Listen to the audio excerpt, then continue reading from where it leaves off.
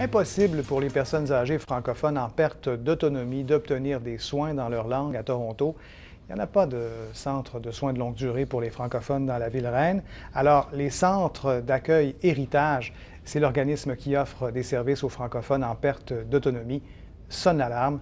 Voici un reportage de Mark Chambers. Sylvie Lavoie était loin de penser qu'elle aurait de la difficulté à trouver un foyer d'accueil pour sa mère de 83 ans. Mais quand celle-ci a été diagnostiquée avec la maladie d'Alzheimer, elle a été surprise d'apprendre qu'il n'y avait pas d'établissement de soins de longue durée francophone à Toronto. Je me sens très frustrée et je me dis que si le restant de la population de l'Ontario, de la région de Toronto, le savait, quelque chose arriverait tout de suite. La mère de Mme Lavoie a dû être placée au foyer Richelieu de Welland, à 1h30 de route de la métropole. Il y a aussi un pavillon réservé aux francophones dans le foyer d'accueil Bendale Acres à Scarborough, mais seulement une fraction des 37 lits réservés sont présentement occupés par des francophones.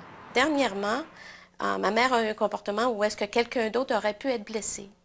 Alors, la prochaine chose, soit qu'on lui donne beaucoup de médicaments pour la calmer, ou est-ce qu'elle peut devenir comme peut-être un légume, je ne sais pas, ou on la place dans un milieu qui est barré, mais tous les milieux barrés sont anglophones.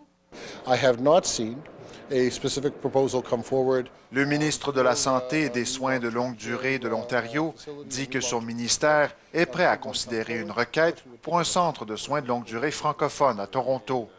Les centres d'accueil Héritage ne demandent que ça. Ils lancent justement une campagne pour construire un foyer d'accueil de 50 lits.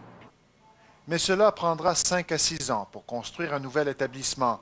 Ce sera malheureusement trop tard pour la mère de Mme Lavoie, qui a besoin de trouver des soins en français aujourd'hui.